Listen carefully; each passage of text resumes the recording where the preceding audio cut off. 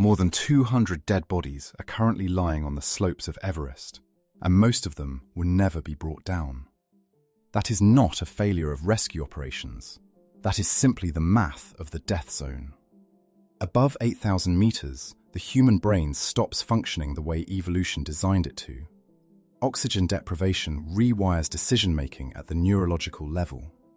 Climbers have walked past dying companions, stepping around them on the way to the summit, not because they are cruel, but because their minds are no longer capable of fully processing what they are seeing.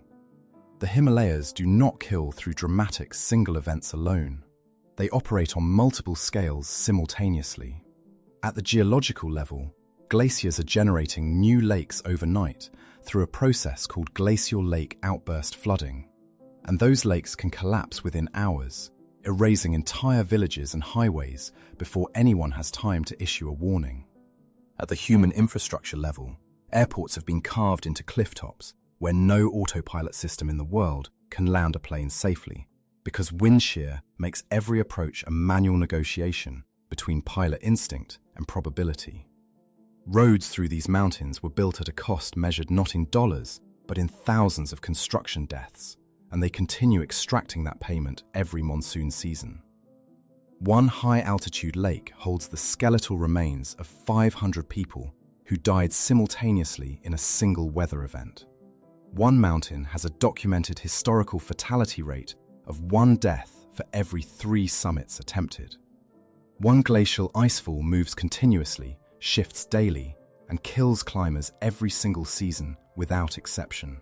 This is a list of 13 places and events in the Himalayan region where the conditions are so extreme that the word dangerous no longer covers what is actually happening. A mountain pass walked by thousands of tourists every year was the site of a disaster that killed 43 people inside 24 hours. Every entry on this list is real, verified, and on record. The only question worth asking at the end is the one that does not have a clean answer. Why do people keep going back? 13 is supposed to be unlucky. At Lukla, it is simply accurate. Tenzing Hillary Airport holds the 13th spot on this list, and the number fits. This is a place where every single landing is, by definition, a controlled emergency. The runway is 527 meters long, roughly the length of 3 or 4 city blocks, and it slopes upward at a 12% gradient. Approach from below, nose aimed at a cliff face, with a 700-meter drop at your back. There are no instrument landing systems, no ILS, no autoland, no second chances built into the technology. What keeps aircraft on the ground here is pilot skill, visual judgment, and a decision made in less than a second. The reason these conditions exist at all is geography. The airport sits at approximately 2,800 meters in Nepal's Khumbu Mountains, carved into terrain that offers no flat alternatives. It was named after Tenzing Norgay, the Sherpa who reached the summit of Everest in 1953, and Edmund Hillary, the New Zealander who stood beside him, 2 men whose names now mark the only aerial gateway to the world's highest peak. Weather in the valley is the second adversary. Fog moves in without warning. Cloud cover can seal the approach corridor within minutes of a scheduled departure. Flights operate in a narrow morning window. Outside of it, operations stop. Delays measured in days are routine. Passengers heading to Everest Base Camp plan around this. Some never leave. Accidents have occurred here over the years, taking the lives of passengers and crew alike. The record is not clean, and no amount of skilled flying fully eliminates the margin of danger. Yet there is no alternative route by air. Lukla is the threshold. Thousands of trekkers and climbers pass through it every year, and many of them arrive without fully grasping that the most dangerous moment of their Himalayan journey has already happened, before they ever set foot on the trail. More than 880 workers died building a road that is still considered unfinished by the mountains it crosses. That is the Karakorum Highway, roughly 1,300 kilometers of asphalt and crushed rock connecting Pakistan to China. ranking number 12 among the world's most extreme places on Earth. The official death toll breaks down to more than 1 fatality per kilometre of completed road. Some researchers believe the true figure runs considerably higher, in part because many workers were buried where they fell, directly beside the route, and records in remote construction camps were not always kept. Construction ran for 2 decades and wrapped in 1978, carving through the Karakorum range to reach its highest point at the Khumbu Pass, 4,700 meters above sea level, flanked by glaciers sliding down from 7,000-meter peaks. The paradox of the highway is that it never got safer once the builders left. Rockfalls here are a daily event, not a seasonal hazard. A slope gives way without any warning, and it makes no distinction between a freight truck, a passenger bus, or a motorcycle. There are no barriers along most of the route. One side is solid cliff face, the other is open air above gorges hundreds of meters deep. The road is in places so narrow that 2 lorries passing in opposite directions come within centimeters of each other. Monsoon rains wash out sections every year, turning a journey into a calculation of odds. Below the asphalt, rivers run milky turquoise from glacial meltwater. The scenery is extraordinary and the danger is constant. In 2010, a massive landslide reshaped an entire valley near the highway, one of the largest natural disasters in the recorded history of the Karakorum region.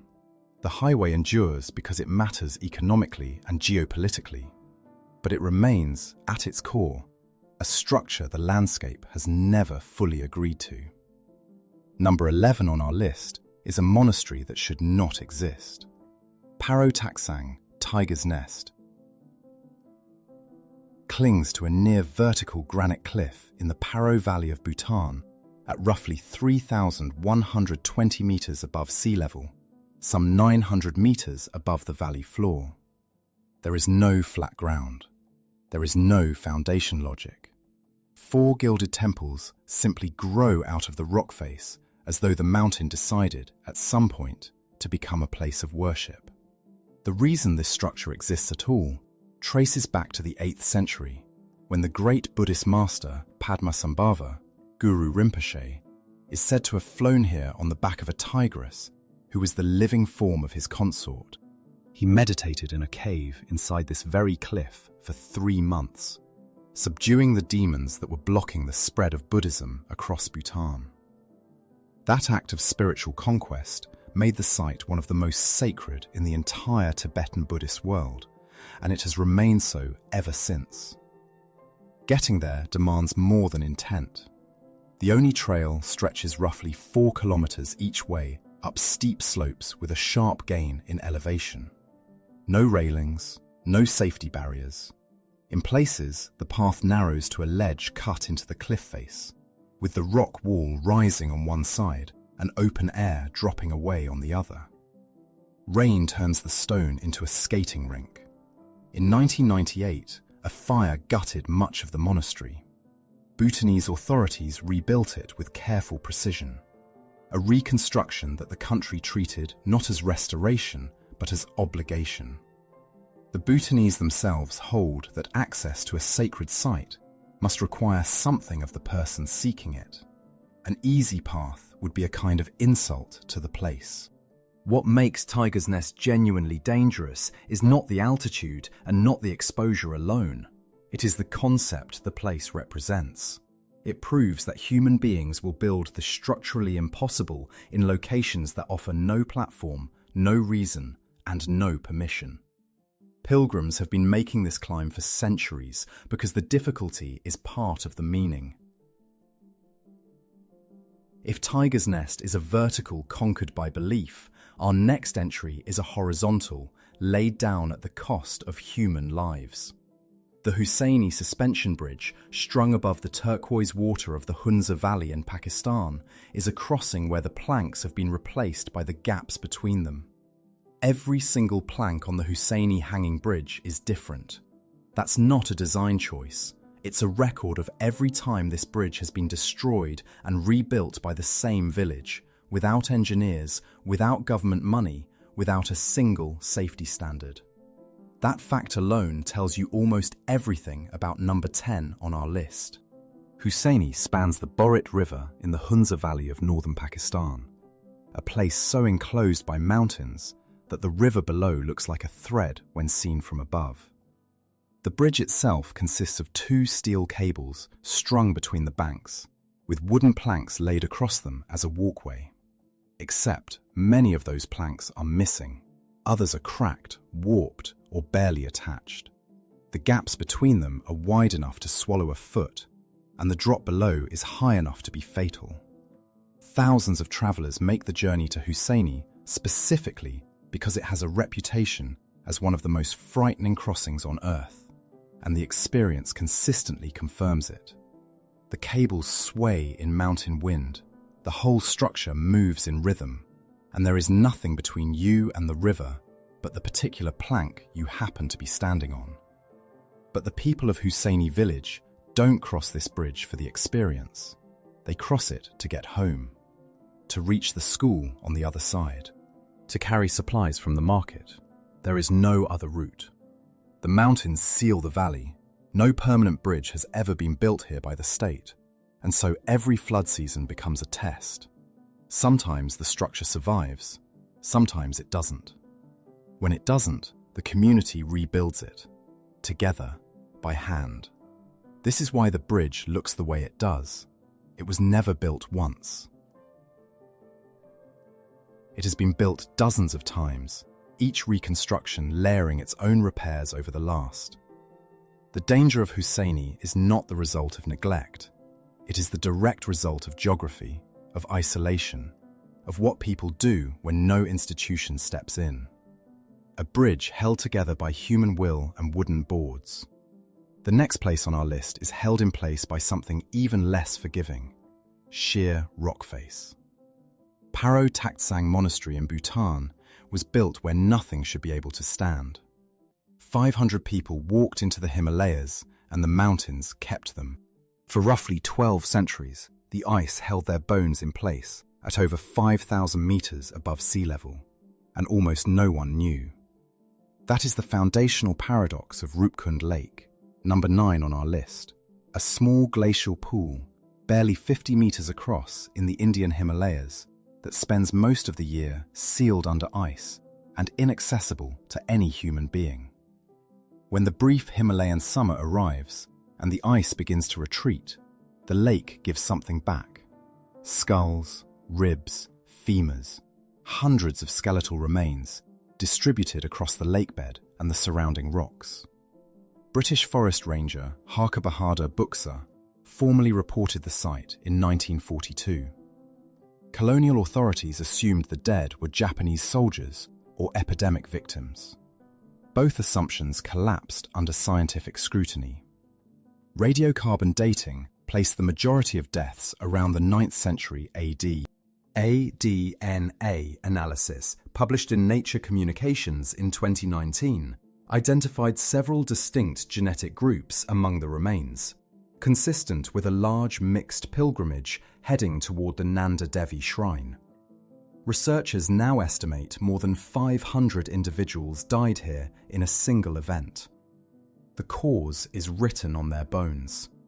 Every cranial fracture follows the same pattern: depressed breaks from above, inflicted by blunt, rounded objects. No weapons, no disease markers. No evidence of violence between individuals. The leading scientific explanation is a catastrophic hailstorm, with hailstones roughly the size of cricket balls striking a group caught completely exposed on a high-altitude plateau with nowhere to shelter. At that elevation, a storm does not build slowly. It arrives, and it decides. Roopkund is not simply a grim archaeological find. It is a crime scene without a perpetrator. A mass death frozen in a single afternoon and preserved by the cold for 1,500 years. If this mountain delivered death without warning, the next entry on our list is a peak where the danger is known in advance, statistically documented, and people still choose to climb it. 1 in 3. That is not a misprint, and it is not a figure drawn from a single bad season. For decades, 1 in every 3 climbers who reached the summit of Annapurna I did not come back alive. No mountain on Earth held a deadlier ratio for longer, and yet Annapurna I stands at only 8,091 meters, ranked 8th on this list, modest in height compared to Everest or K2. That gap between perceived scale and actual lethality is precisely what makes it so dangerous. The mountain does not announce itself the way the giants do. Its trapezoidal silhouette sits frequently buried in cloud, revealing itself in fragments, as though withholding information on purpose. Climbers who arrive expecting a lesser challenge have already made the first and sometimes final mistake. The south face is the concentrated expression of everything that makes this mountain lethal. Nearly a vertical kilometre of unstable ice and fractured rock, it generates avalanches that require no triggering event and follow no schedule. Seismic activity beneath the massif, violent temperature swings, and the inherent geological instability of the formation combine to make prediction functionally impossible. An avalanche here does not build. It simply occurs. The mountain's history begins in 1950, when a French expedition led by Maurice Herzog reached the summit and entered the record books as the first team ever to stand atop an 8,000er. It was an absolute first for humanity. The cost was immediate and severe. Herzog and his climbing partner, Louis Lacanau, both suffered extreme frostbite and lost multiple fingers and toes before they reached safety. That first ascent established the template. Every gain on Annapurna I has since carried a corresponding price, measured in tissue, in lives, in the long silence after a team fails to return. The number 8 on this list is not a consolation, it is a warning. The next entry presents a different kind of threat, one that faces every single person who attempts the highest point on the planet. There, the danger does not come from below, it walks beside you, suspended overhead in towers of ice that fall without reason, every single day. Number 7 on this list is not the highest point on the route, not the steepest, and not the most technically demanding. It is, by most accounts, the most feared. The Khumbu Icefall sits at the bottom of Everest's southern approach, between base camp at roughly 5,300 meters and Camp 1. And the reason climbers dread it more than anything above has nothing to do with altitude. It has to do with the fact that it is alive, and it does not care. The Khumbu Glacier flows down a steep rock step on the mountain's flank at about 1 meter per day. That relentless movement fractures the ice under its own weight, forcing it upward into seracs, towers of compressed glacial ice that can reach the height of a 5-story building, and downward into crevasses that drop 50 meters or more. The structure of the icefall shifts every few days. What was a stable passage on Tuesday may be a debris field by Friday.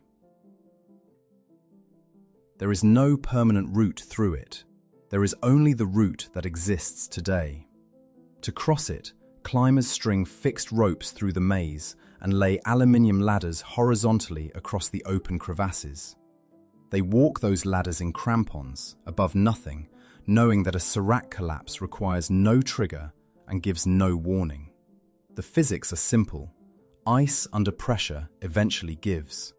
The timing is unknowable. In April 2014, a serac above the icefall released without warning. The resulting ice avalanche killed 16 Nepali high-altitude porters, all Sherpas, in minutes. It was the single deadliest event in Everest's history at the time. No weather event caused it. No human error preceded it. The mountain simply moved. Every spring, before the climbing season opens, a small team of Sherpas called the Icefall Doctors re-establishes the route from scratch. They go first, alone, so that everyone else can follow. Every climber attempting the South Col route will cross the Khumbu Icefall a minimum of 8 times. 8 round trips through a corridor that rearranges itself between passes. 7 on this list. Not the summit, not the death zone, the doorway.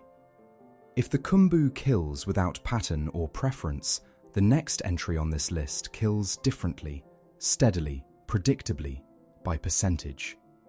Annapurna I holds the highest fatality rate of any 8,000er ever attempted. Every climber who summits Everest via the North Ridge walks past the dead. Not metaphorically, literally. The bodies are still there, preserved by cold and altitude, still wearing the down suits they died in, and they have been there for decades. At elevations above 8,000 meters, the human body stops decomposing. The combination of extreme cold and near-absent atmospheric pressure acts as a natural deep freeze, halting the biological processes of decay almost entirely. The result is a corridor of mummified remains that mountaineers have named the Rainbow Valley, not as a grim joke, but as a plain description of what they see.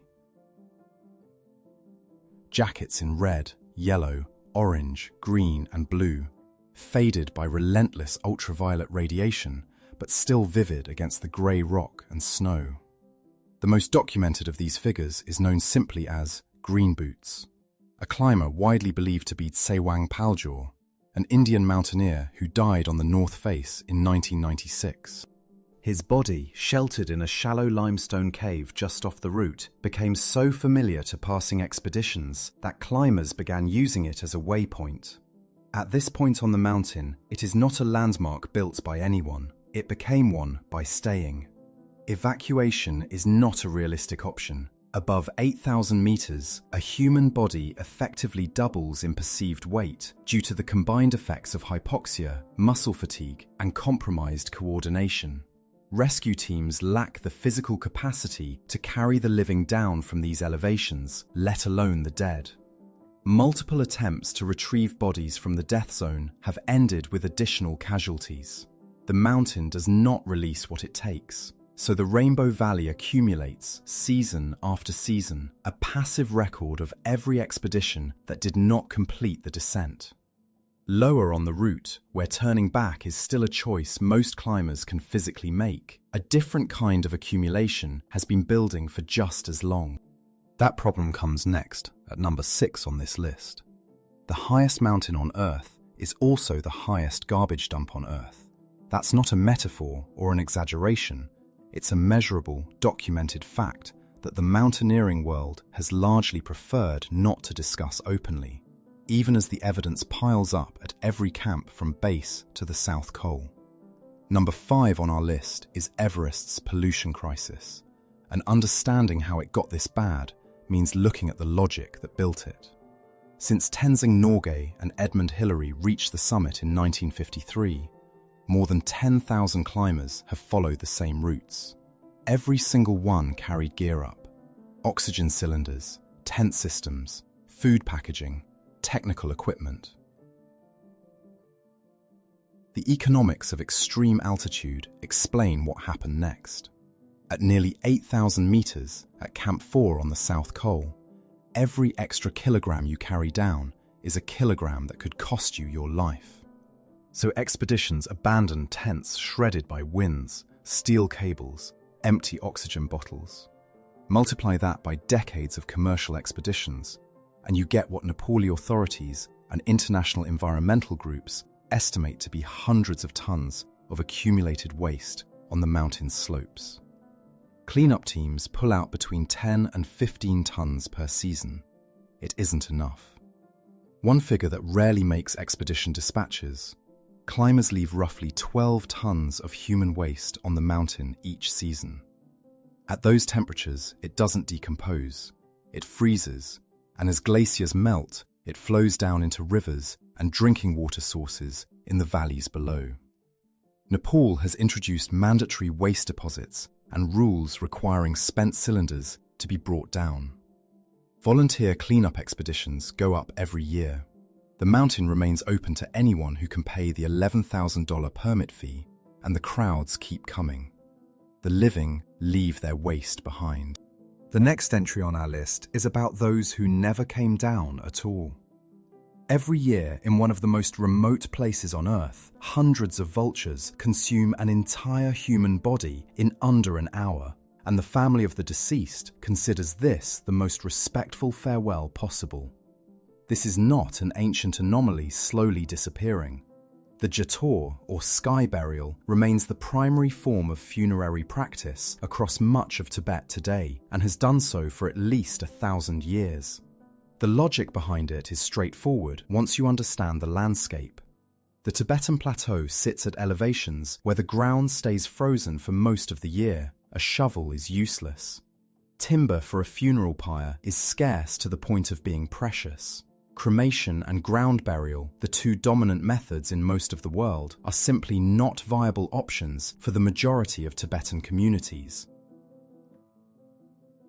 Sky burial did not emerge as a philosophical choice first.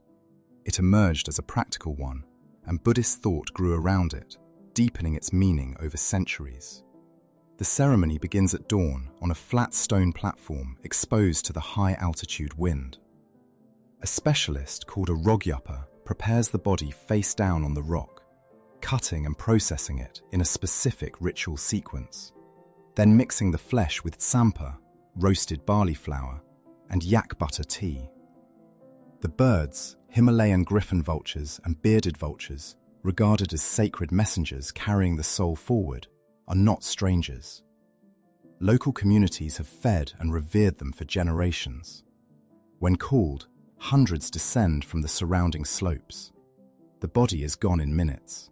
The bones are then broken with stone hammers, ground down, combined again with tsampa, and fed to the birds as well. Nothing is left. From a Buddhist perspective, the body after death is an empty vessel. Consciousness has already moved on.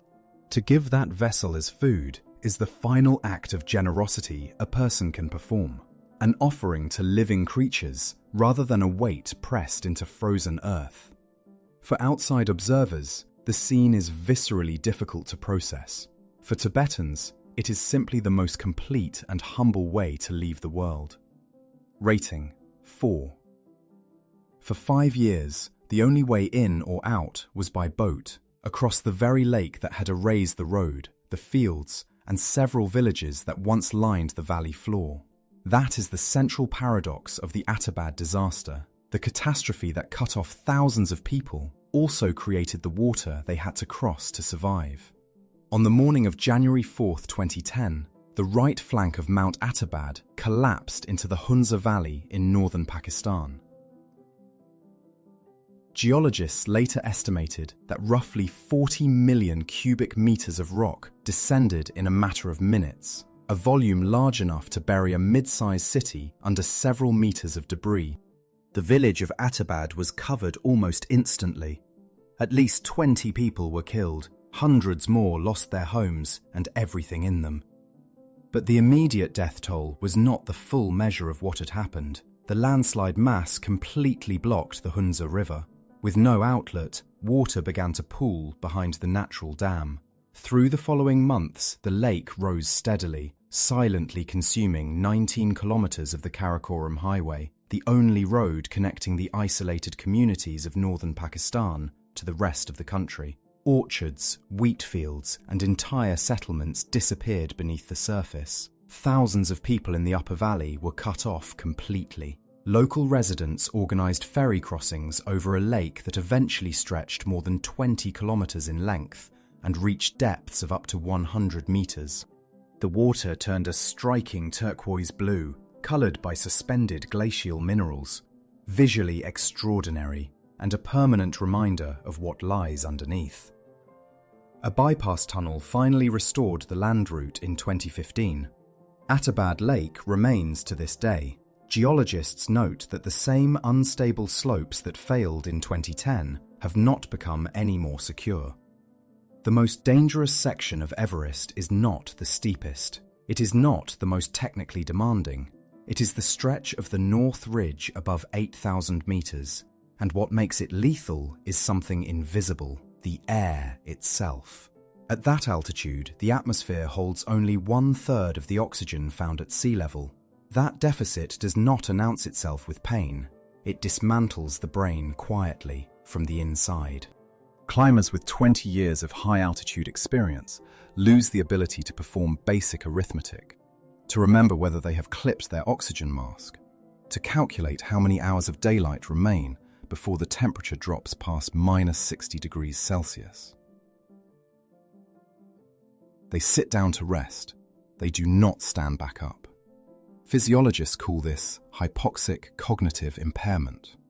In plain terms, it is the mountain removing a person's will to survive before removing their life. The North Ridge route, ascending from Tibet, is considered the more open and technically approachable line on Everest. The path through 3 intermediate camps above the base camp at roughly 5,200 meters is well documented. Compared to the southern Nepalese approach, it offers fewer technical cruxes. That reputation draws climbers in. It also misleads them.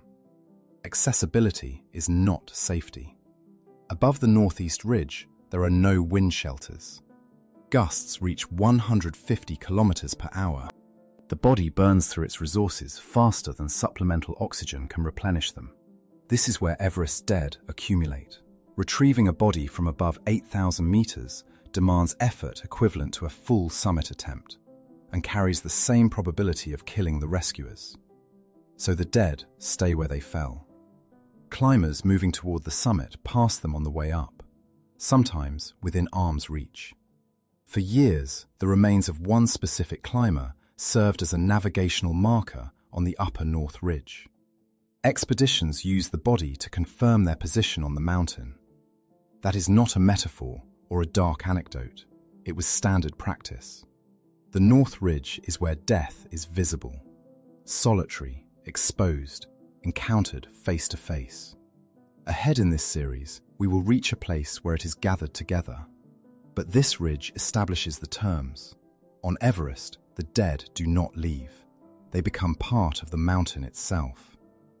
Rated second among the most dangerous passages on Earth's highest peak, the deadliest disaster in the history of Himalayan trekking was not caused by a climbing accident, an avalanche triggered by human error, or a predictable winter storm. It was caused by a tropical cyclone that formed over the Bay of Bengal and, defying meteorological convention, retained its destructive power as it moved deep inland across the Indian subcontinent and struck Nepal as a catastrophic blizzard in October 2014. Cyclone Hudhud made landfall on India's eastern coast with ferocious intensity, then did something rare. Instead of dissipating over land, it preserved enough energy to travel northward and reach the Himalayas in a transformed but still lethal form. Weather services failed to issue timely warnings for high-altitude trekking zones. The thousands of hikers spread across the Annapurna circuit had no reliable mechanism to track the system's movement. On the morning of October 14th, conditions at the base of Thorong La Pass looked ordinary. By midday, they were unsurvivable. Thorong La stands at 5,416 meters above sea level, the highest and most celebrated point of the Annapurna circuit, one of the most popular long-distance treks on Earth. Tens of thousands of walkers cross it each year, and October is peak season precisely because of its reputation for stable skies and cold but manageable temperatures. That reputation contributed to the death toll. No one turned back. Within hours, snowfall buried the pass and its approach trails under up to 1.5 meters of snow, triggering multiple avalanches along the route. 43 people died. Trekkers, local guides and porters caught in the open at elevation. Some were buried on the trail itself, others succumbed to hypothermia without shelter. Helicopter rescue operations were grounded for days by the same storm that had killed them. What emerged from the investigation was not simply a story of weather, it was a story of systemic failure.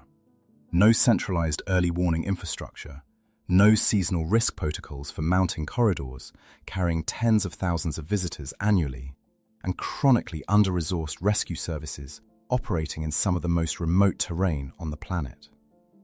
Thorong remains open. The same crowds return each October. The pass has not changed. The warning systems largely have not either. 1 in 3 climbers who reach the summit of Annapurna never come back down alive. Not 1 in 10, not 1 in 20, 1 in 3. That single statistic reframes every other story in this collection, because Annapurna is just one of 13 places where the margin between life and death collapses to a second, a meter, a single misstep. The Himalayas are not a backdrop. They are a system with its own physics, its own logic, and a complete indifference to human schedules, ambitions, or rescue plans. The runway at Lukla ends at a cliff edge. Pilots get one approach, one chance to stop, no go-around. The Karakorum Highway clings to vertical rock faces bought with thousands of workers' lives during its construction. The Hussaini bridge splinters underfoot, yet villagers cross it daily because no alternative exists. Rupkund Lake sits frozen at nearly 5,000 meters, preserving the bones of 500 people killed by a sudden hailstorm over 1,000 years ago. The hailstones were large enough to fracture skulls.